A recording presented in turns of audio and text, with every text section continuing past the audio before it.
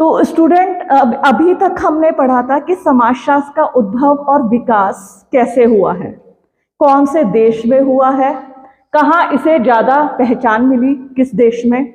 और आज आता है तुम्हारा समाजशास्त्र का विकास भारत में, उद्भव और विकास। भारत में कई बार एग्जामिनेशन में तुम्हारा ये क्वेश्चन आता है, लॉन्ग क्वेश्चन में या शॉर्ट क्वेश्चन में। भारत में समाजशास्त्र के उद्भव और विकास की विवेचना कीजिए। Origin and development of sociology in India. ठीक है, तो उसी का आज हम आंसर ढूंढेंगे, समाजशास्त्र के उद्भव और विकास की। अभी तक हमने पढ़ा था, हल्का सा रिवीजन कराऊंगी और आप लोग कुछ मेरे क्वेश्चन के आंसर देंगे। ठीक है, तैयार हो जाइए। मतलब आते होंगे ठीक है, नहीं आते होंगे तो कोई मैं डांटूंगी नहीं। ठीक है, तो समाजशास्त्र का जन्मदाता कौन थे? ठीक है, और सबसे समाजशास्त्र का जो उद्भव और विकास है, आपने देखा होगा 1838 में जब समाजशास्त्र का उद्भव और विकास हुआ एक विषय के रूप में, तो ऑगस्ट कॉम्टे ने हमें पहचान दिलाई। ऑगस्ट कॉम्टे को समाजशास्त्र का जन्मदाता कहा जाता है। और मैंने उस विकास की पूरी यात्रा को आपको बताया कि कैसे समाजशास्त्र का विकास हुआ। फॉर्मली, इनफॉर्मल कैसे हुआ, फॉर्मल कैसे हुआ। फॉर्मल कहते हैं विषय के रूप में विकास, तो फॉर्मली औपचारिक, औपचारिक रूप से विकास हुआ था समाजशास्त्र का 1838 में, जब ऑगस्ट कॉम्टे ने एक विषय के रूप में समाजशास्त्र को हमसे परिचय दिलाया। इनफॉर्मली अगर मैं विश्व में समाजशास्त्र की बात करूं तो मैंने बताया था प्रथम, द्वितीय, तृतीय अवस्था, चतुर्थ अवस्था, जिसमें मैंने यूरोप की कुछ परिस्थितियां बताई थी कि समाजशास्त्र का विषय उदय क्यों हुआ। कौन सी परिस्थितियां थी वो? Very good, excellent. औद्योगिक क्रांति और फ्रांसीसी क्रांति, ये सब परिस्थितियां जिम्मेदार थी। अब इन सब चीज को अपने माइंड में बिठा लीजिए। आज हमें पता करना है भारत में समाजशास्त्र का विकास कब हुआ, कैसे हुआ, और उसकी पूरी विकास की जर्नी को हर बार की तरह, जैसे मैं बोलती हूं, रटना मत, एक कहानी की तरह समझना। कहानी की तरह कैसे? सबसे पहले तो दो पार्ट याद रखना आप, औपचारिक, इनफॉर्मल बोलते हैं अनौपचारिक, अनौपचारिक, और फॉर्मल बोलते हैं औपचारिक। आज पहले इन शब्दों को, फॉर्मल, फॉर्मेलिटी से बना है फॉर्मल, फॉर्मेलिटी, कभी ये शब्द सुना है फॉर्मेलिटी? है कहां? बिल्कुल खुल के, मतलब कोई शर्माना नहीं है, बताओ। फॉर्मेलिटी, घर पे मेहमान आए, फॉर्मेलिटी तो कर ही लें, चाय पूछ के ने। आप तो चाय पी के आए होंगे, वैसे बना दूं, मतलब फॉर्मेलिटी जिसे कहते हैं। फॉर्मेलिटी कहते हैं औपचारिकता। ठीक है, एक होता है कि मैं चाय बना के ला रही हूं, चाय पी के ही जानी है, ये इनफॉर्मल हुआ, अनौपचारिक। फॉर्मेलिटी, औपचारिक। मैंने एक साइकोलॉजिकल वे में तुम्हें शब्दों को समझाया, समझो। देखिए, मैंने आपसे कहा था हमारा दिमाग जो है अड़गम सड़गम बातों को जल्दी सीखता है, और जो वैसी बातें होती है हमारे दिमाग में, हथौड़ी से जैसे कील निकालते हैं ना, तो कील थोड़ी मुड़ी होती है तो वो जल्दी से चली जाएगी अंदर, पहले कील को सीधा करना पड़ेगा तब वो अंदर जाएगी।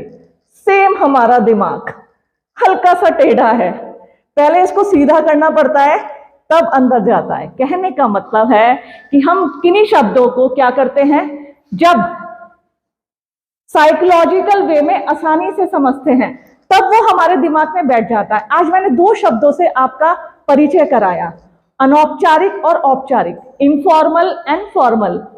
इनफॉर्मल मतलब अनौपचारिक रूप से, इनफॉर्मल मतलब कोई औपचारिकता नहीं, कोई फॉर्मेलिटी नहीं, हम तो घर के ही हैं, बिस्तर जमीन पे बिछा दो वहीं सो जाएंगे। फॉर्मेलिटी कहेंगे दामाद जी आए हैं, नई बेडशीट निकालो। ठीक है, नया नया बेडशीट, नया गद्दा, नया तकिया, खाने में पनीर की सब्जी, मिठाई। फॉर्मेलिटी आऊंगी नहीं, मैं तुम्हें समझाऊंगी। और हर शब्द मैं तुमसे रोज कहती हूँ, बच्चों मुझसे क्वेश्चन पूछो। क्वेश्चन इसलिए पूछो कि तुम जानो कि ऐसा क्यों हुआ है, ऐसा क्यों है, कैसे है। फॉर्मल किसे कहते हैं? मैडम हमें ये शब्द समझ में नहीं आया। अपने अंदर आत्मविश्वास लाओ। जिस तरीके से तुम अब तक सीखते आ रहे हो उसको अब साइड कर दो, उसको अब यहां नहीं सीखना है, वो तो तुम सीख आए हो। अब तुम्हें दूसरे तरीके से सीखना है। मैंने इंडियन ट्रेडिशनल नॉलेज की भी बात की थी लास्ट टाइम कुछ वीडियो में कि तुम अपने दादी बाबा से पूछो। किसी ने पूछा? नहीं पूछा। अब पूछेंगे, सीरियसली लेंगे बातों को। आप अपने बड़े लोगों से पूछिए। इंडियन ट्रेडिशनल नॉलेज की बात की थी मैंने, भारतीय ज्ञान परंपरा। हमारे यहाँ पहले कलम नहीं हुआ करती थी, किताबें नहीं होती थी पढ़ने के लिए। अगर आप चाहें कि मुझे किसी टॉपिक को किताब से पढ़ना हो तो वो किताब नहीं मिलती थी पहले।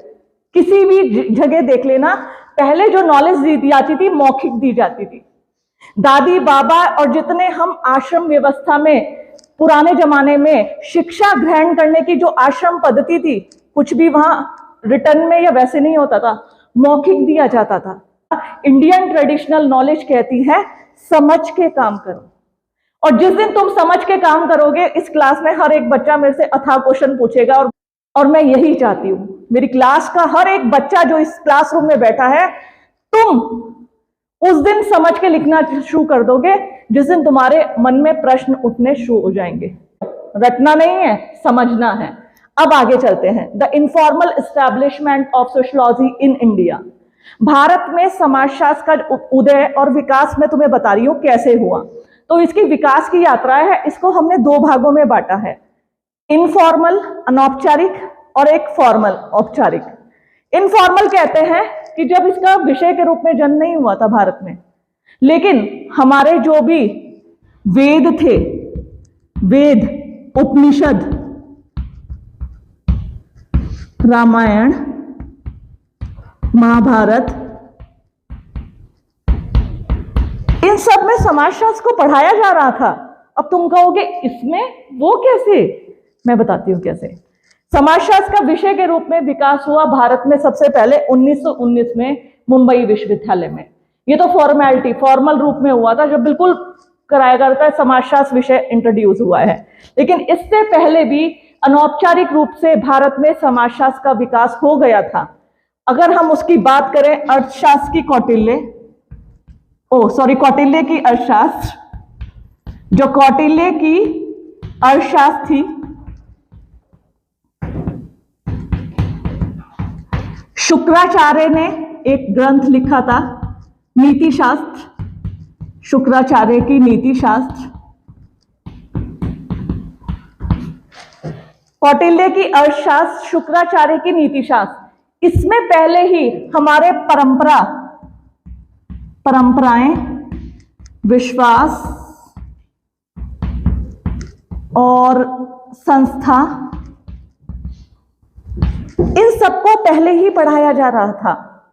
अब तो हम इसे समाजशास्त्र के अंतर्गत पढ़ते हैं। मैंने बताया समाजशास्त्र का उद्भव और विकास अनौपचारिक रूप से इससे पहले ही हो गया था, आज से हजारों वर्ष पूर्व ही। जब हमारे वेद बने, जब हमारे उपनिषद बने, जब रामायण और महाभारत धर्म ग्रंथ सामने आए, उनमें बहुत सारी परंपराओं का, प्रथाओं का, रीति रिवाजों का, धार्मिक विश्वासों का उसके ऊपर बल दिया गया।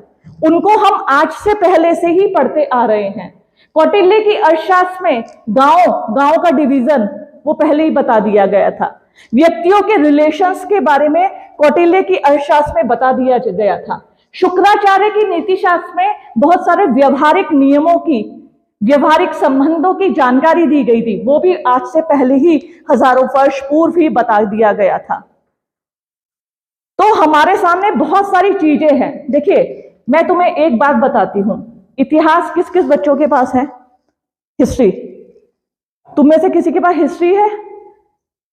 अब जरा बताओ, प्रागैतिहासिक, आदि ऐतिहासिक और इतिहास किसे कहते हैं? तुम्हें सर ने पढ़ाया होगा ना। प्रागैतिहासिक किसे कहते हैं?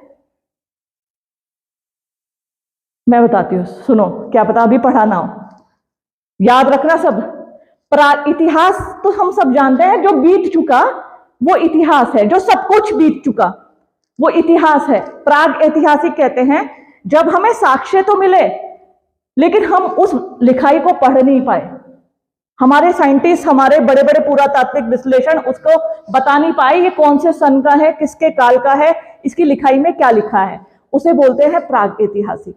एक होता है आद ऐतिहासिक।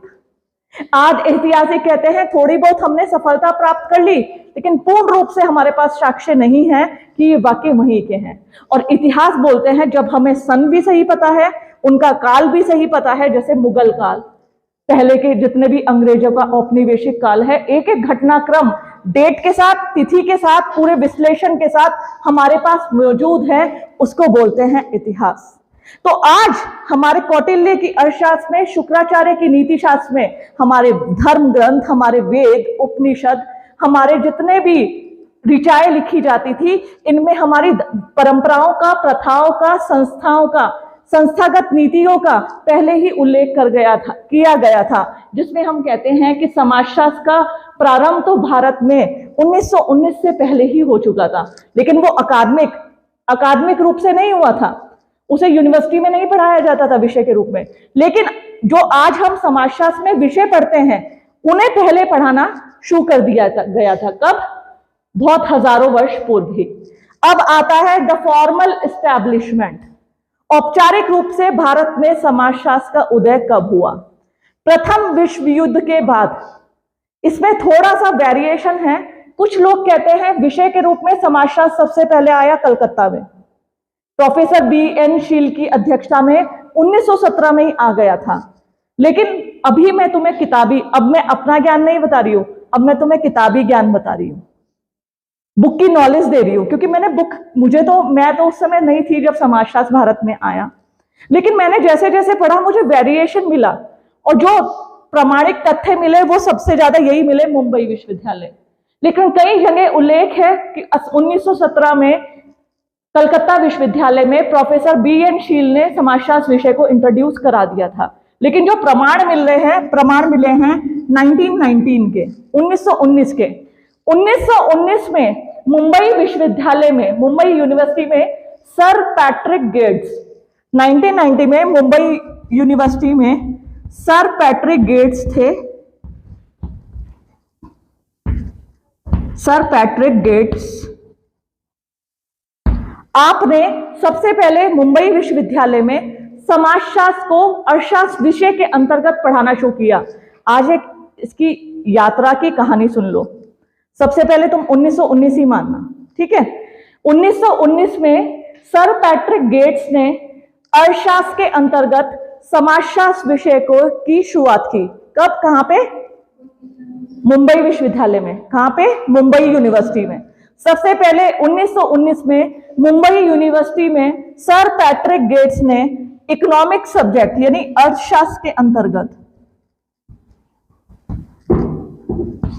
अर्थशास्त्र विषय के अंतर्गत जो था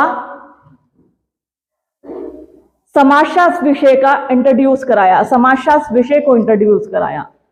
और किसके अंतर्गत? अर्थशास्त्र विषय के अंतर्गत। फिर सन 1924 में सबसे पहले इंडियंस में G.S. घुर्ये, फिर सर पैट्रिक गेट्स के बाद मुंबई यूनिवर्सिटी में समाजशास्त्र विषय की बागडोर संभाली G.S. घुर्ये ने। कब? 1924 में। 1924 में G.S. घुर्ये समाजशास्त्र विषय के रीडर बने, और G.S. घुर्ये को भारत में समाजशास्त्र का पिता बोला जाता है। वैसे फादर ऑफ सोशियोलॉजी कौन है? सब लोग बोलना, दिमाग में बिठा लो, ऑगस्ट कॉम्टे। भारत में समाजशास्त्र के पिता बोले जाते हैं G.S. घुर्ये, इसको भी दिमाग में बिठा लो। वैसे फादर ऑफ सोशियोलॉजी है ऑगस्ट कॉम्टे, लेकिन इंडिया में फादर ऑफ सोशियोलॉजी, भारत में समाजशास्त्र के पिता किसको बोला जाता है? G.S. घुर्ये को, भारत में, ठीक है, G.S. घुर्ये को, क्योंकि भारत में सबसे ज्यादा समाजशास्त्र विषय के लिए काम किया था G.S. घुर्ये ने। G.S. घुर्ये ने 1924 में समाजशास्त्र विषय की शुरुआत की। 1934 में G.S. घुर्ये जो है समाजशास्त्र विषय के प्रोफेसर बन गए। और भारत की समाजशास्त्र की एक बहुत बड़ी संस्था है इंडियन सोसाइटी, समिति से कहेंगे, इंडियन सोशियोलॉजिकल सोसाइटी, उसके संस्थापक थे G.S. घुर्ये। 1952 में G.S. घुर्ये ने स्थापना की इंडियन सोशियोलॉजिकल सोसाइटी की।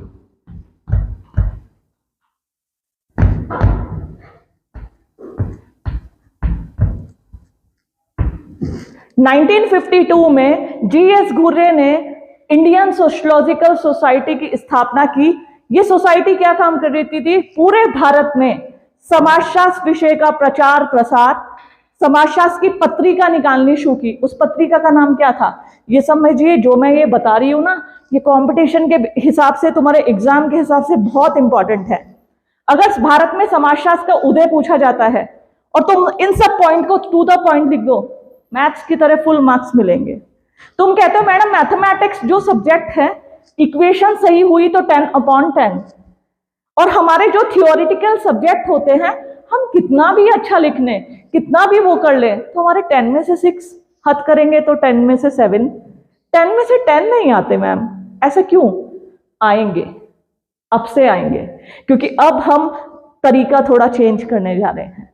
अगर आप ये टू द पॉइंट सारी बातों को लिखे एक कहानी की तरह, कहानी इन द सेंस बिल्कुल टू द पॉइंट, कब क्या हुआ, 1919 में आया, 1924 में घुर्रे बने, 1934 में घुर्रे समाजशास्त्र के प्रोफेसर बने, 1952 में आपने इंडियन सोशियोलॉजिकल सोसाइटी की स्थापना की। कहां पर? मुंबई में। मुंबई में इंडियन सोशियोलॉजिकल सोसाइटी की स्थापना हुई और इन्होंने एक पत्रिका निकाली थी जिसका नाम था सोशियोलॉजिकल बुलेटिन।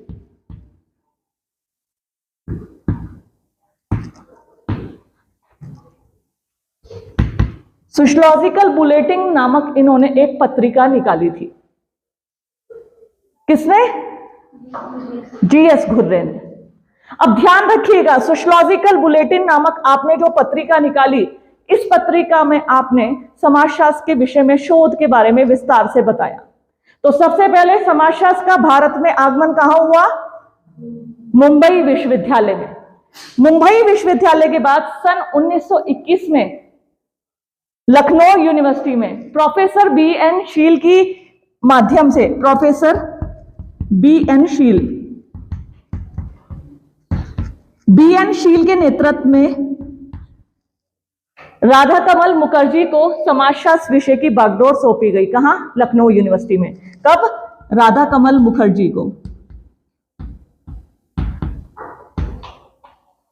राधा कमल मुखर्जी को समाजशास्त्र विषय की बागडोर सौंपी गई। कब? 1921 में। 1921 में समाजशास्त्र विषय की बागडोर बी.एन. शील ने शुरुआत करवाई। कहां पर? लखनऊ विश्वविद्यालय में। फिर उन्होंने क्या कहा? उन्होंने राधा कमल मुखर्जी से कहा, तो राधा कमल मुखर्जी लखनऊ विश्वविद्यालय में समाजशास्त्र के जो थे प्रोफेसर बने। 1958 में लखनऊ में ही JK institute of human relation and sociology की स्थापना की गई।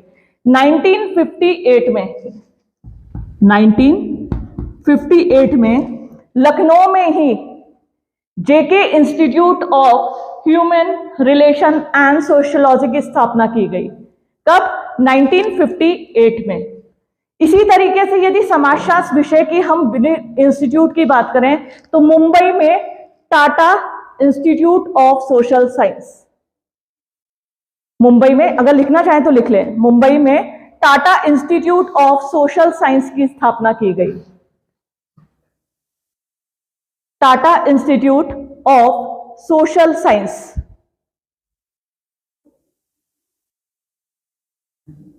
Tata institute of social science Mumbai में। ठीक है। अगर मैं इसके बाद बात करूं 1921 के बाद 1953 में पटना यूनिवर्सिटी में समाजशास्त्र की शुरुआत की गई। बिहार की पटना यूनिवर्सिटी 1953 में। 1953 में बिहार के पटना विश्वविद्यालय में समाजशास्त्र विषय की शुरुआत की गई। और किसके माध्यम से? नर्मदेश्वर प्रसाद। नर्मदेश्वर प्रसाद। नर्मदेश्वर प्रसाद ने 1953 में 1953 में पटना विश्वविद्यालय में समाजशास्त्र की एक विषय के रूप में शुरुआत की। कब? 1953 में। किसने की? नर्मदेश्वर प्रसाद ने। और नर्मदेश्वर प्रसाद ने कुलीनीकरण की अवधारणा दी। कुलीनीकरण बहुत इंपॉर्टेंट है एग्जाम के पर्सपेक्टिव से कि कुलीनीकरण की अवधारणा किसने दी? तो नर्मदेश्वर प्रसाद ने कुलीनीकरण की अवधारणा दी थी। इसी प्रकार जातीय मिथक, मिथक कहते हैं मिथ नहीं होते हैं, ऐसा ना करो, ऐसा करो, ऐसा करो, ऐसा ना करो। जातीय मिथक पर आपने एक किताब लिखी थी, the myth of the caste system, the myth of the cast.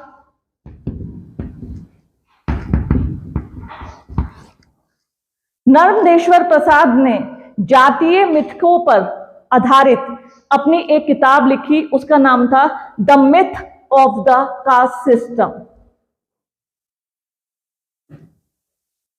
उसके बाद भारत में मानो झड़ी सी लग गई। आपके जम्मू कश्मीर से लेके पंजाब विश्वविद्यालय से लेकर आपके उत्तर प्रदेश के विश्वविद्यालयों में, आपके आंध्र प्रदेश में, आपके मध्य प्रदेश की सागर विश्वविद्यालय में, उसके बाद आपके तमिलनाडु में, केरल में, सभी जगह समाजशास्त्र विषय एक विषय के रूप में इंट्रोड्यूस हुआ, एक विषय के रूप में इसे एक नई पहचान मिली। जो समाजशास्त्र के विकास की भारत में यात्रा है, उद्भव और विकास को लेकर, वो काफी स्ट्रांग है। और मैंने जैसे बताया था ना, घुर्रे, जीएस घुर्रे को समाजशास्त्र के क्या कहा जाता है भारत में, समाजशास्त्र का पिता, father of sociology in India, GS Ghurye. इसलिए कहा जाता है, इन्होंने बहुत सारे रिसर्च करे, जैसे कास्ट पे इन्होंने बहुत सारी किताबें लिखी, the caste class and occupation, Indian sadhu, इन्होंने कुंभ महाकुंभ का भी अध्ययन को, कुंभ में जो साधु आते हैं उनका भी अध्ययन किया, विलेज गांव का अध्ययन किया। और गांव के देखिए, ऐसा माना जाता है, आ जाओ बेटा, हाँ हाँ आ जाओ सुशौल जी, आ जाओ बेटा। ऐसा माना जाता है जो भारत में समाजशास्त्र का विषय है और उस विषय में सबसे ज्यादा रिसर्च, क्योंकि भारत की सबसे ज्यादा पॉपुलेशन कहां बसती थी, गांव में।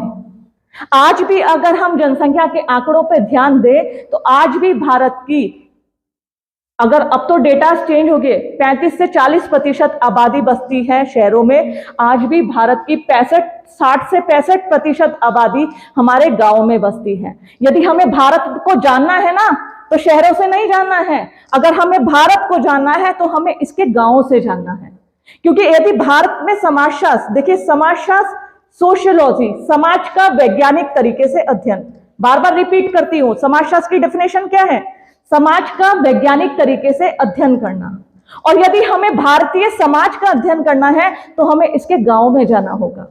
आज से स्वतंत्रता प्राप्ति के समय भारत की मात्र कुछ प्रतिशत जनसंख्या नगरों में निवास करती थी, भारत की 90% जनसंख्या गांवों में निवास करती थी।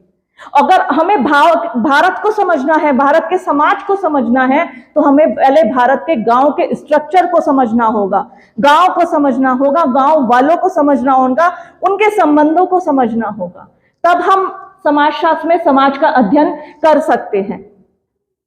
तो समाजशास्त्र में भारत के जो विकास की यात्रा है वो मात्र इतनी से नहीं है। देखिए, मैंने कहा है सोशियोलॉजी रटने का सब्जेक्ट नहीं है, ये तो मैंने कुछ तुम्हें किताबी भाषा बता दी यहाँ पे।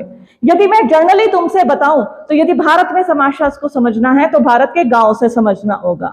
और भारत के सबसे पहले सभी समाजशास्त्रियों ने, इवन फॉरेन कंट्री के समाजशास्त्रियों में, इसमें पॉलिन कैलेंडर को कह लें, यदि हम विलियम वाइजर को कह लें, यदि हम बहुत सारे ऐसे समाजशास्त्री थे जो फॉरेन से भारत में रिसर्च करने आए और उन्होंने रिसर्च करके भारत में ऐसी ऐसी प्रथाओं के बारे में बताया।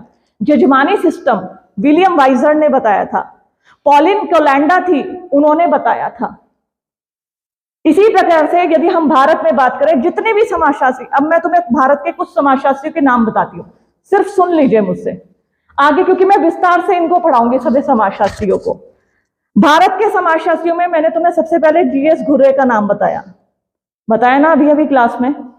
तुम यदि जीएस घुर्रे से ले लो, professor SC Dube, MN Srinivas, Radha Kamal Mukherjee, AR Desai, IP Desai, जितने भी समाजशास्त्री हैं उनका सबसे पहला रिसर्च हुआ था भारतीय गांवों पर, भारतीय विलेजेस पर।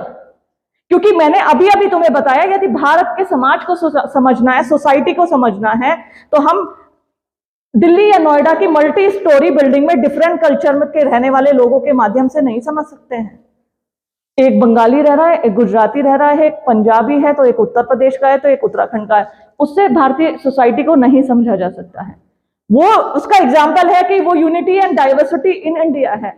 लेकिन यदि वास्तव में भारतीय समाज को समझना होगा तो हमें इसके गांव को समझना होगा, गांव के हर एक पहलू को समझना होगा, रिलेशनशिप को समझना है। हम आज प्राथमिक संबंध की बात करते हैं, प्राइमरी रिलेशन की, तो हमारे गांव में जाके देखो प्राइमरी रिलेशन। यदि फॉरेन कंट्री में रिसर्च हुए तो उनमें भारत के गांव का एग्जाम्पल दिया गया, क्योंकि भारत के गांव ऐसे हैं। और आज भी जब एक लड़की की शादी होती है पूरा गांव एक हो जाता है। लकड़ी जब लाते हैं, चूल्हे जब बनते हैं, तो पूरे गांव के लोग एक यूनिटी हो जाती है। और तुम शहर में जाओगे, सामने वाले फ्लैट की तुम्हारी स्टोरी, मतलब जिस फ्लैट में तुम रहते हो मल्टी स्टोरी में, शादी भी हो गई, दुल्हन आ भी गई, बाजे भी बज गए, तुम्हें पता ही नहीं चला कि शादी थी। और गांव में तुम्हें कितना, मतलब दूर से ही पता चला सामने गांव में शादी हो रही है। ढोल दमाओं की आवाज तुम्हारे कानों तक पहुंचने लगेगी। पहले ही चूल्हे बनने शुरू हो जाते हैं, पहले लकड़ी काट के लाते हैं समूह में, लकड़ियां बीन के लाते हैं, इकट्ठे करती हैं, समूह में काम होते हैं। That is called primary relationship. उसको हम बोलते हैं प्राथमिक संबंध, जो कि शहरों में नहीं पाए जाते हैं। तो ऐसा माना जाता है भारतीय गांव के उद्भव और विकास को अगर हमें समझना है तो हमें भारत के समाजशास्त्रियों के द्वारा किए गए वो अध्ययन, चाहे उसमें एम.एन. श्रीनिवास का इंडियन विलेजेस का अध्ययन हो, चाहे एस.सी. दुबे का भारतीय गांव हो, चाहे घुर्ये के अध्ययन है कास्ट, क्लास एंड ऑक्यूपेशंस पर, इन सब के अध्ययन से हम भारत में सोशियोलॉजी के उद्भव और विकास को विस्तारित रूप से समझ सकते हैं। अब एग्जाम में जब तुम्हें लिखना है तो थोड़ा सा ये सब सीक्वेंस में लिखना पड़ेगा। जब क्वेश्चन आएगा ना एग्जाम में, तुम्हें इस सीक्वेंस में लिखना होगा। और मैं अक्सर क्लास में इंडियन ट्रेडिशनल नॉलेज की बात कर रही हूं आजकल रोज, भारतीय परंपरागत ज्ञान प्रणाली। आज तुम लोगों को एक असाइनमेंट है, ये असाइनमेंट तुम्हें 1 महीने में पूरा करना है। अब क्या है असाइनमेंट, पूछोगे नहीं? इतना तो पूछ लो, ये तो पूछ ही लो मैडम क्या है असाइनमेंट। एक असाइनमेंट हर एक बच्चा पूरा करके लाएगा और 1 महीना का समय दे रही है उसमें। 1 महीने का मतलब 30 दिन। और क्या है ये असाइनमेंट? ये असाइनमेंट है तुम्हें अपने घर के बुजुर्ग से, अपने दादी बाबा, यदि वो नहीं है तो पड़ोसी के दादी बाबा से, और जो घर का सबसे एजेड प्यूपिल है या गांव के सबसे अधिक वृद्ध व्यक्ति है, उससे किसी एक चीज के बारे में तुम्हें पता लगा के आना है।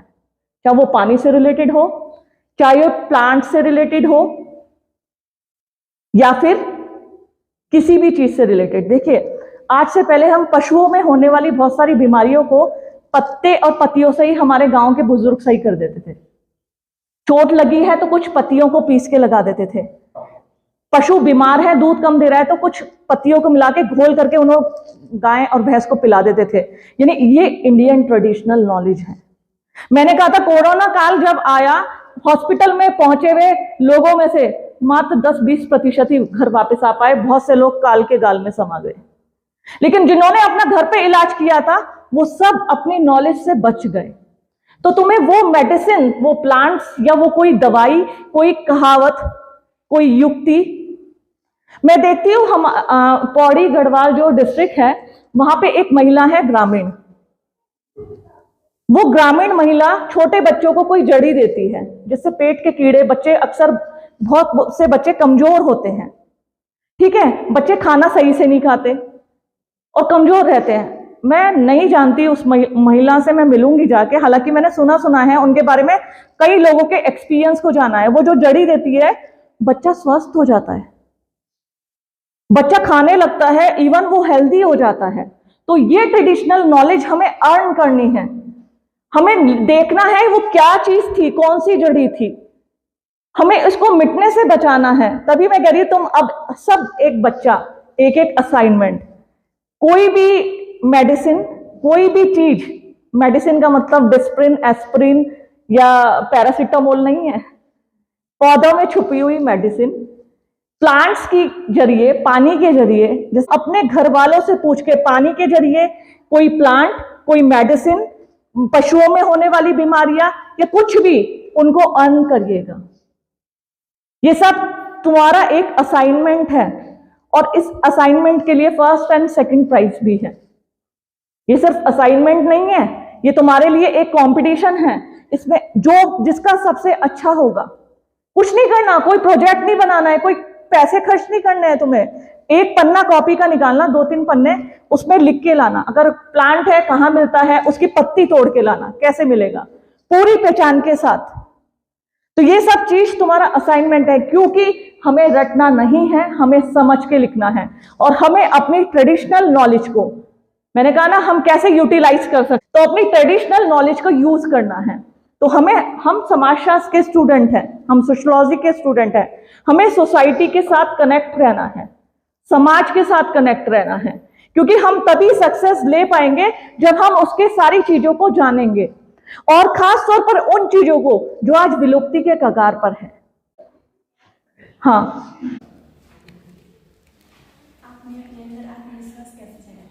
Very good question. मैंने कहा था ना, मैं तो डरपोक थी, इसमें कोई आखिरी थी अंकिता। मैं सॉरी बेटा, अब याद रखूंगी एक बेटा। ये आत्मविश्वास कैसे जगाया? आत्मविश्वास मेरी परिस्थितियों ने जगाया।